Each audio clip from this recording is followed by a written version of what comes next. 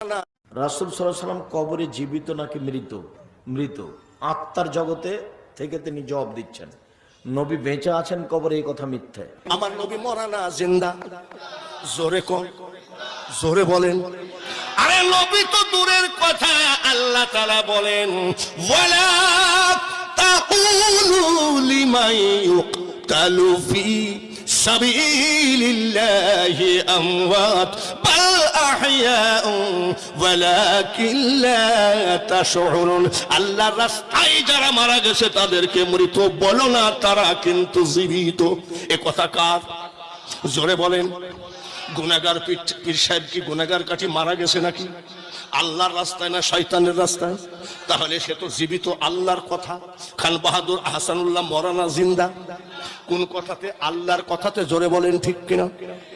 নবী হাদিসের মধ্যে বলেন আলাউলিয়া লা ইয়ামুতু, হাদিসে লিখন আউলিয়ারা রহে, জিন্দা নাই তাদের মরণ। নবী বলে মরে না, কুরআন বলে মরে না, মোল্লা বলে মরে গেছে। নলতা শরীফে কি? ও তো মরে গেছে। গুনাহগার কাটিতে কি? ও তো মরে গেছে। সিলেটে কি? ও তো মরে গেছে। এই কানার দল মরে গেছে, কোথায় পালি? এই আয়াতকে অস্বীকার করলি। আল্লাহ তাআলা কয় আল্লাহ রাস্তায় যারা মারা গেছে তাদেরকে মৃত বলো না, তারা জীবিত কিন্তু উপলব্ধি করতে পারো না। কোরআনের আয়াতকে যারা অস্বীকার করে তারা কি? কাফের তো দুই রকম, একটা কাঁচা কাফের, একটা পাকা কাফের। জোরে কোন। আবার পাকাও দুই রকম, একটা হলো ডাকর পাকার, একটা গইলে পড়া পাকা। আমাদের কুষ্টিয়ায় বলে গলগলি পাকা। কি পাকা? গলগলি পাকা কাফের। ওয়ালা তাকুলু লিমান ইউকতালু ফি সাবিলিল্লাহি আমওয়াত বাল আহইয়াউ ওয়ালাকিন লা তাশউরুন।